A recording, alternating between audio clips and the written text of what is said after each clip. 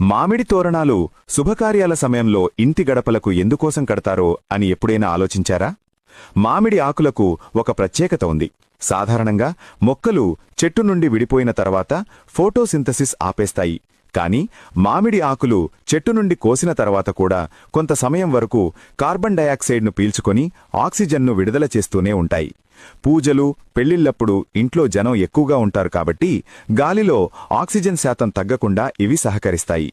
మామిడి ఆకులకు గాలిలోని బ్యాక్టీరియాను, క్రిములను అడ్డుకునే శక్తి ఉంది. ఇంటి గుమ్మానికి వీటిని కట్టడం వల్ల లోపలికి వచ్చే గాలి శుద్ధి చేయబడుతుంది. ఇది ఒక రకమైన నేచురల్ ఎయిర్ ఫిల్టర్లా పనిచేస్తుంది. పురాణాల ప్రకారం మామిడి చెట్టును లక్ష్మీదేవికి ఇష్టమైనదిగా భావిస్తారు. అందుకే ఇంటి గడపకు మామిడి తోరణాలు కడితే ఆ ఇంటికి లక్ష్మీ కటాక్షం లభిస్తుందని, దుష్టశక్తులు లోపలికి రాకుండా ఉంటాయని నమ్మకం. మామిడి చెట్టును పురాతన కాలం నుండి ప్రజనన శక్తికి చిహ్నంగా భావిస్తారు. వంశాభివృద్ధి జరగాలని కోరుకుంటూ శుభకార్యాలలో వీటిని వాడుతారు. ఈ ఇన్ఫర్మేషన్ అందరికీ తెలిసేలా షేర్ చేయండి.